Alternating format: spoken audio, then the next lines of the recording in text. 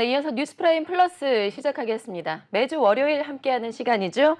네, 벤처와 스타트업 그리고 비상장 기업에 대해서 정리해보고 또 전망해보고 소개해드리는 시간입니다. 자, 오늘도 와우원의 김영미 대표 함께하겠습니다. 어서 오세요. 안녕하세요. 안녕하세요. 자, 먼저 한 주간의 벤처 스타트업 이슈부터 정리해볼까요? 네, 오늘 두 가지 소식을 좀 준비했습니다.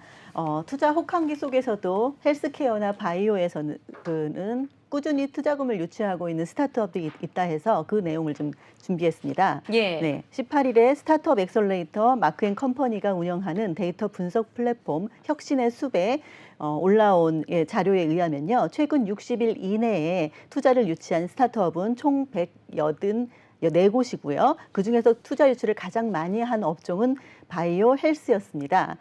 제조 하드웨어 같은 경우가 또 33곳, 블록체인이나 딥테크 AI 분야도 32곳으로 상위권에 올랐습니다. 예. 헬스케어 바이오 업종에 공개된 투자금을 합산하면 총 1,449억에 달하고요. 국내 경기가 움츠러들어서 벤처 캐피탈들이 보수적으로 이제 투자하는 태도들을 선회한 것에 비하면 굉장히 괄목할 만한 숫자가 아닌가 싶네요. 그래서 디지털 헬스케어 분야가 4차 산업혁명의 그 핵심적인 그 산업으로 꼽히면서 스타트업계 선두주자로 우뚝 올라섰다는 평가가 나오고 있습니다. 네. 대표적인 헬스케어 바이오 기업으로는 최근 200억 원의 시리즈 C 투자를 받은 디지털 헬스케어 기업 휴먼스케이프가 있고요. 휴먼스케이프는 디지털 헬스케어 기반으로 임신 육아 정보들을 제공하는 플랫폼 마미톡 그리고 그러니까 희귀성 질환 치료제 치료 기회 확대를 돕는 레어노트라는 그 플랫폼을 운영하고 있습니다. 이외에도 단백질 합성소를 기반으로 해서 신약을 개발하는 자이메디라는 회사도 있고요.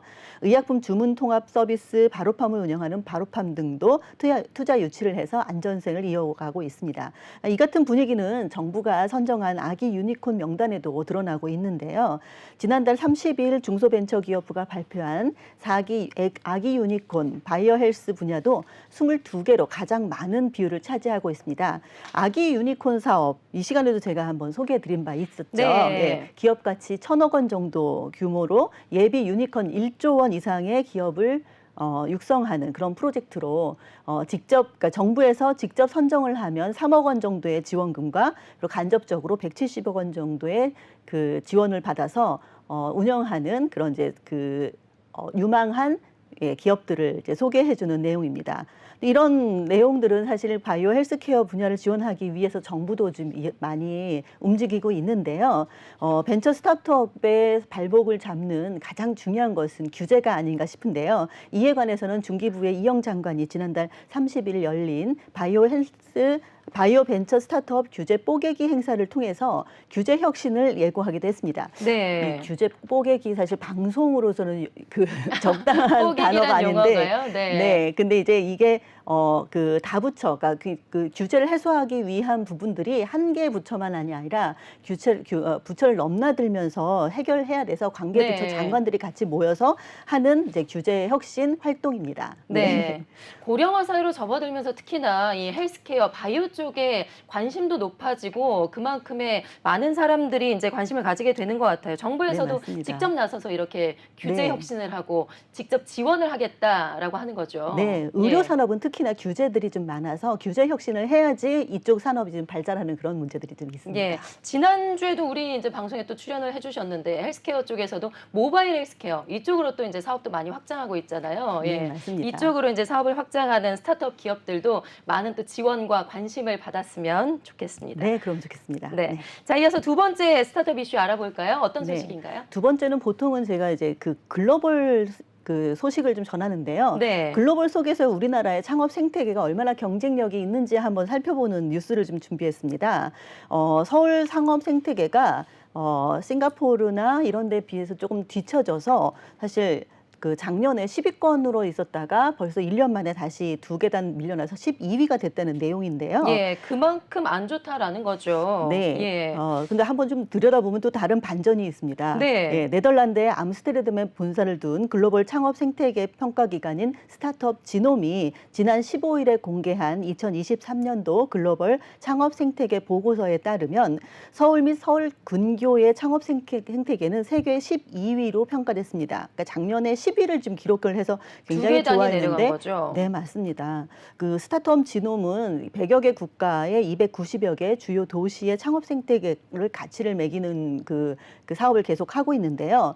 여기에는 이제 스타트업 개수라든가 펀드 규모, 그리고 투자금 회수, 그리고 기술과 인재, 그리고 정책 등을 반영하는 것들로 평가를 매기고 있습니다.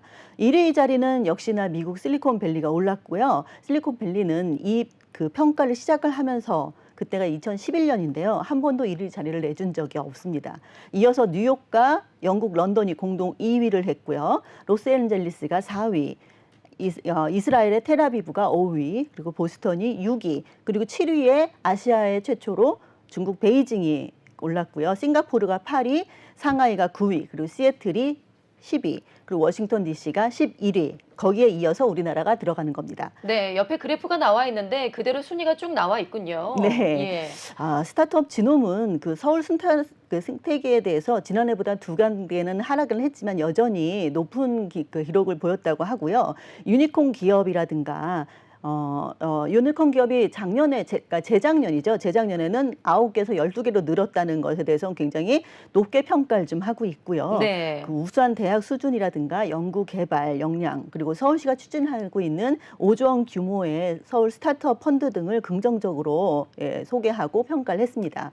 서울의 창업 생태계는 자금 조달이나 지식 축적, 그리고 활동성 네트워킹, 인재 양성 등에서 전년과 비슷한 수준이었지만 낙제점을 받은 게 실은 그러니까 시장 진출 분야인데요. 이게 5점 만점에 1점밖에 얻지 못한 그 영향이 큰데요. 네, 시장 진출 분야요. 네. 예. 구체적으로 이게 어떤 건가요? 네, 그러니까 소위 얘기해서 시장에서 엑시트를 한다든가 투자 대규모 시리즈 C 투자를 받는다든가 이런 부분이 좀 취약했다는 것입니다. 예. 그러니까 시장 진출 항목은 사실은 이제 국내 총 생산 대비 10억 달러에 비해서 그 회수된 개수라든가 5천만 달러 이상의 시리즈 A 투자, 그리고 지식재산권의 상용화, 스타트업 관련 정책 등이 반영이 됐는데요. 이 부분에 대한 부분을 조금 더 개선해야 되지 않을까 싶고요.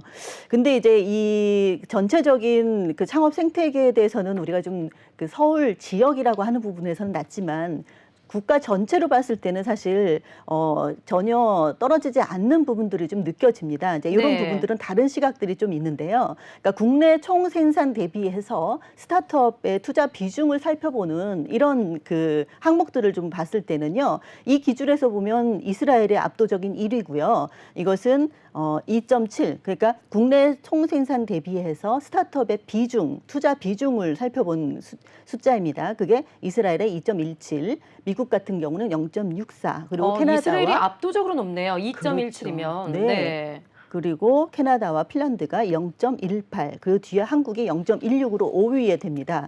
서울로 봤을 때는 우리가 12위였지만은 네. 국가적으로 봤을 때는 전 세계에서 5위. 네, 경쟁력이 그렇게 예. 되는 거죠. 그러니까 업종이나 숫자 규모, 그리고 GDP 대비해서 스타트업에 투자하는 비율, 이런 것들을 봤을 때 우리나라 창업 생태계가 굉장히 경쟁력이 있다라고 지금 네. 평가를 좀 받고 있는 겁니다. 예, 네. 그렇게 좀 다를 수가 있네요. 기준에 따라서요. 네. 알겠습니다. 자, 오늘 이렇게 벤처 스타트업 이슈 2가지 알아봤고요.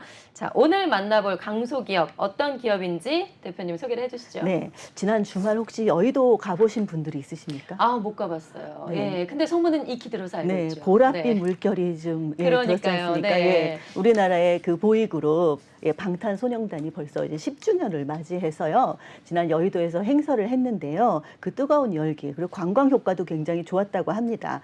최근에는 그 K-팝이 엔터 주식도 줄줄이 강세를 좀 보이고 있고요. 그래서 오늘은 한번 특별히 엔터테인먼트 산업 부분을 분석해 보고자 엔터테인먼트 기업을 한번 초대해 봤습니다. 네. 네. 자, S-media. 오늘 만나볼 엔터테인먼트 기업을 소개를 해드리겠습니다. 바로 S미디어 엔터테인먼트의 김시율 총괄 프로듀서님과 함께 자세한 이야기를 나눠보겠습니다. 자, 어서 오세요. 네, 안녕하십니까? 네, 안녕하세요. 자, 오늘 사실 이제 대표님을 대표해서 먼저 네. 나오셨다고요. 네, 맞습니다. 본인 소개와 함께 회사 소개 자세하게 부탁드릴게요. 먼저 회사 소개를 하겠습니다. 네, S미디어 엔터테인먼트는 아티스트 육성과 매니지먼트에 기반을 둔 종합 엔터테인먼트 회사로 다양한 콘텐츠 제작과 브랜드 사업으로 새로운 한류를 이끌어갈 기업이고요. S미디어 엔터테인먼트는 자체적으로 콘서트를 제작하고 다양한 분야의 아티스트를 양성하고 있습니다. 네. 네, 그리고 저는 S미디어 엔터테인먼트에 제작하는 콘서트 및 소속 아티스트를 총괄하는 총괄 프로듀서 김시율입니다. 네, 그리고 현재 뮤지컬, 연극, 안무 감독으로 활동하고 있습니다. 네. S미디어 엔터테인먼트에서 자체적으로 콘서트를 제작도 하고 그리고 다양한 아티스트들을 양성한다라고 하셨는데 요즘에 뭐 앞서서 우리가 BTS 이야기했었지만 네. 요즘 뭐 공연계가 뭐 들썩이고 있습니다. 예, 코로나 이전에 비해서 워낙 이제 다시 부활하고 있기 때문에 상당히 바쁘시겠어요. 네, 지금 많이 바쁩니다. 네, 알겠습니다. 자, S미디어 엔터테인먼트의 주요 업무와 또 소속돼 있는 아티스트들을 소개를 해주신다면요. 네네. 주요 업무는 자사 전속 아티스트의 음반 제작 및 매니지먼트를 하고 있고요.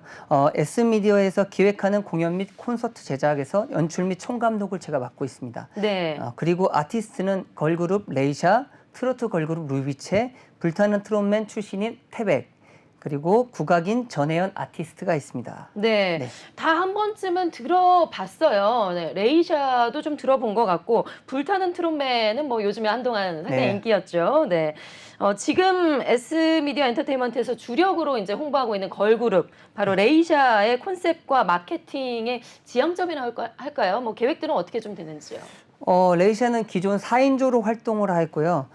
잠시 휴식기를 거치고 멤버 교체와 더불어 5인조로 새롭게 재편하여 더욱 완성된 걸그룹으로 6월 9일 스카이 아트홀에서 레이샤 단독 콘서트를 진행하였습니다. 네. 동시에 신곡 붉은 꽃이라는 곡을 함께 공개하였고 신곡 붉은 꽃은 우리나라 대치타 악기인 나팔, 태평소, 징, 북, 꽹가리의 한국적인 울림과 EDM, 힙합의 강한 선율이 녹아 들어간 레이샤의 화려한 퍼포먼스를 결합한 신곡입니다. 레이샤는 중국에서 활동을 시작했고요. 그래서 동남아시아 쪽으로 활동을 앞으로도 계획하고 있습니다. 네. 중국에서 활동을 오래 했군요. 중국에서 네. 얼마나 지금 데뷔한 지 얼마 됐고 활동 기간 경력은 어떻게 되는 거예요? 레이샤는 원래 댄스 그룹에서 가수로서 넘어가면서 활동을 굉장히 한 7, 8년 이상 예. 활동을 굉장히 오래된 가수입니다. 예, 네. 중국에서 활동을 하다가 최근에는 동남아시아 진출을 노리고 있는 네네. 상황인가요? 베트남이나 예. 베트남, 인도네시아 쪽으로 저희가 지금 준비하고 있습니다. 네, 네네. 요즘에 많은 가수분들도 마찬가지로 중국보다는 중국에서 그만큼 뭐 정치적인 갈등 상황이라던가 이런 부분들이 좀 상당히 민감하기 때문에 네. 동남아 쪽 진출을 선호한 분들이 많으신 것 같아요. 네네. 그쪽 시장은 좀 어떤가요? 네, 아무래도 중국 시장이 저희가 K-팝으로서 지금 들어갈 수 있는 그런 길이라던가 그런 게 좀 부족해서 예. 아무래도 이제 동남아시아에 지금 열광적이고 그 동남아시아에서 활동을 하는 가수분들이 너무 길을 잘 만들어 주셔서 네. 저희가 이제 들어가기가 조금 더 편하게 좀 자연스럽게 들어갈 수 있는 그런 길이 된 것 같습니다. 예. 그럼 동남아 쪽으로 진출은 어느 시기에 좀 계획을 하고 계신지요? 지금 신곡을 발표했으니까 신곡이 이제 곧 오픈되거든요. 예. 오픈되고 나서 그 오픈되는 시점에서 저희가 이제 베트남이나 뭐 인도네시아나 뭐 태국이나 이쪽으로 이제 콘서트를 통해서 네. 다시 한번 알리려고 합니다. 올해 하반기쯤 되는 건가요, 시기는? 하반기 빠르면 하반기고 이제 빠르면 하반기고 아니면 내년 초가 될 것 같습니다. 네, 알겠습니다. 기대가 됩니다. 네. 차세대 한류를 이끌어갈 S미디어 엔터테인먼트의 레이샤, 걸그룹 레이샤 앞으로 활동이 기대가 되고요. 자, 그리고 앞서서 소개해드린 불타는 트롯맨 출신의 우리 태백 씨, 네, 캐스팅은 어떻게 됐는지 그 스토리가 좀 궁금해요. 불타는 트롯맨 그 태백 씨라고 하면은 뭐 모두 알고 있겠죠? 네.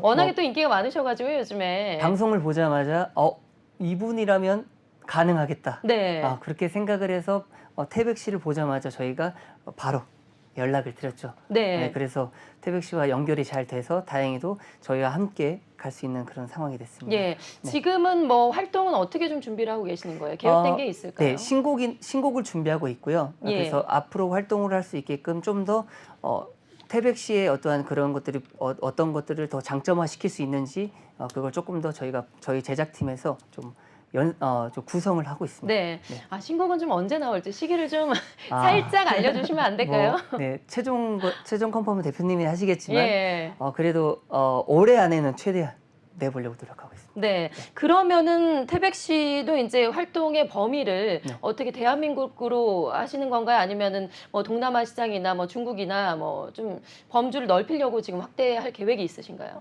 해외 시장을 당연히 네. 가야 된다고 생각해요. 왜냐하면 저희가 이제 북을 치는 모습에 너무 반해서 네. 그 모습을 조금 K-팝, 북, K-북 이런 느낌으로 조금 다양한 방법으로 조금 공연에 임하면 좀 좋은 모습들이 관객들 그 팬들도 많이 생기고 네. 그러지 않을까. 태백 씨도 역시나 이제 중국보다는 동남아 쪽 진출을 먼저 염두에 두고 네네. 계신 거예요? 맞습니다. 예, 네네. 알겠습니다. 이제 동남아 여행을 가면 우리 이제 기존에도 케이팝 음악들이 많이 들리긴 했지만 우리 레이샤나 태백 씨의 노래도 많이 자주 들리겠죠. 들려오길 좀 바라겠고요. 자, 김양미 대표님, 네. 엔터테인먼트의 이제 시장 뭐 요즘에 분위기가 상당히 좋습니다. 심지어 네. 주가까지도 상당히 많이 오르고 있고요. 앞으로 현황은 어떤지 그리고 앞으로 지속하기 위해서는 어떤 좀 제안들이 필요할까요? 네. 아무래도 우리나라가 이제 K-팝이라고 하는 이제 새로운 산업군이 좀 생긴 것 같습니다. 네. 이것을 어떻게 산업화시키고 지속적으로 강화시키느냐가 되게 중요한데요. 엔터테인먼트 전체적인 시장 규모를 보면 시장 규모는 PwC의 글로벌 엔터테인먼트 및 미디어 전망 2022에서 2026에 따르면요. E&M 그러니까 엔터테인먼트와 미디어를 묶어서 글로벌 시장 규모가 2022년에는 2.5조 달러 규모의 시장이었고요. 그리고 이 시장의 7.3% 정도를 지속적으로 성장을 해서 2026에는 연평균 4.6%의 성장률을 달성할 것으로 전망이 되고 있습니다. 예. 이제 앞으로 5년간 세계 엔터테인먼트 미디어 산업은 연평균 4%를 성장을 하면서 구가를 하는데 사실 우리나라는 인구 수라든가 시장이 굉장히 작지 않습니까? 네. 결국은 시장에 수출을 좀 해야 되는데요. 현재까지 우리나라에서 그 엔터테인먼트 미디어 산업이 그 지향하고 있는 전체적인 그 음반 시장은 2022년도 대비해서 전년에 이제 9% 성장한 262억 달러를 기록하고 있고요. 그러니까 코로나19 이후에 리오프닝 국면을 맞아서 역대 최대치를 지금 기록한 숫자를 보이고 있습니다. 올해 기록이 더 높아지겠죠. 이제는 네. 공연이나 이런 부분들이 활성화가 되고 있고요. 요즘에 뭐 지난주에 사실 BTS도 있었지만은 뭐 여러 가지 음악 축제들이 상당히 많았어요. 네, 예. 그래서 요즘에는 이제 K-팝이 이제 구조적 성장 국면에 들어가서 성장판이 지금 열렸다라고 평가들도 좀 하고 있답니다. 네. 그래서 현재까지 뭐 보면 이제 현대차증권의 김현용 그 연구원 애널리스트의 분석 자료에 의하면요, 2023년 K-팝 음반 판매량은 1억 1,500만 장 정도로 전년 대비해서 35% 증가하고 있고 공연 모객 수는 1,100만 명으로 전년 대비해서 86% 급증할 것이라고 생각을 하고 있습니다. 이는 네. 이제 전년 대비해서 나오는 실적들이니까요. 아마 이제 그 더 성장률이 좀 큰데 그 전체적인 모수가 어떻게 될지는 사실은 좀 기대가 좀 되고 있습니다. 이제 K-팝이라고 하는 것이 그럼 무엇이냐라고 좀 봤을 때는요. 네. K-팝의 특징은 그러니까 가장 큰 것은 이제 역시 한국적이라고 하는 한국의 지역적 특성을 좀 가지고 있는 한국에서 태어난 팝 음악이라고 하는 부분이 있고요. 두 번째는 우리 K-팝의 특성 부분에서 혼종성과 초국가성이라고 평가를 좀 받기도 있습니다. 좀 전에도 우리 레이샤에서 우리 그 전통 국악기를 활용하는 힙합을 지금 추구하듯이요. 우리 그 K-팝은 사실 수용력이 굉장히 좋아요. 이런 부분이 K-팝의 특징으로 좀 보고 있고요. 세 번째는 사실 우리 특유의 비즈니스 모델에 있는데요. 그것은 이 토털 매니지먼트 전략을 바탕으로 한 기획사, 그러니까 소위 말해서 아이돌 그 연습생 시스템 네. 이 부분에 어떤 비즈니스 모델에 특화되어 있는 부분이라고 좀 봅니다. 그래서 우리나라가 유독 유명하죠. 이 아이돌을 길러내는 시스템에 관련해서. 네, 맞습니다. 네. 그래서 정말 그 시장에 맞는 일종의 컨텐츠 상품을 기획해서 그것을 시장에 맞춰서 내는 부분들로 우리나라가 이제 글로벌 K-팝 이것을 재패를 했다라고 좀 네. 보는 시각들이 있는데요. 인정을 받고 있죠. 네, 이 부분에 대해서는 실은 굉장히 인정을 하면서도 좀 이제 부정적 시각들이 요즘에 좀 나오고 있어요. 네. 네, 연습생이라고 하는 부분 그렇다고 해서 우리나라만 있는 건 아니거든요. 미국이나 일본 같은 경우들도 좀 있습니다. 그러니까 미국 같은 경우는 좀 보통은 이제 자기 혼자가 연습을 해가지고 레슨을 좀 받고 그러다 레코드사에다가 자기 테이프를 이제 보내고 오디션을 보고 그러다 음반을 취입하고 하는 이제 그런 부분들이 있고요. 그리고 일본에서도 아티스트라고 부르는 사람들이 이제 아이돌 같은 이런 연습을 같이 해서 백댄서라든가 잡지 모델이라든가 뭐 이런 활동을 하면서 알리면서 하는데 거기는 이제 연습생의 시간을 딱 규정을 좀 해놓고 그 법적으로 그런 부분들을 보호하고 있는 부분들이 있습니다. 근데 이런 부분들은 우리나라의 연습생 시스템에도 좀 이제 많이 참고를 해야 되지 않을까 하는 생각이 듭니다. 근데 무엇보다도 사실 이런 이게 공연이라든가 스트리밍, 그러니까 예전에는 음반 판매가 많았지만 요즘에는 스트리밍으로 넘어가면서 공연 그 수익이 사실 엔터테인먼트 회사의 주요한 수익원이 좀 되고 있는데요. 그렇죠. 네, 이 부분에 실은 그동안 팬데믹 때문에 공연을 좀 못했지 않습니까? 이제 많이 좀 나아지고 있는데 어떨까요? 우리 그 총괄 프로듀서님이 보시기에는 요즘에 공연계 많이 활성화되고 있습니까? 지금 지자체 축제가 굉장히 활발해지고 있고요.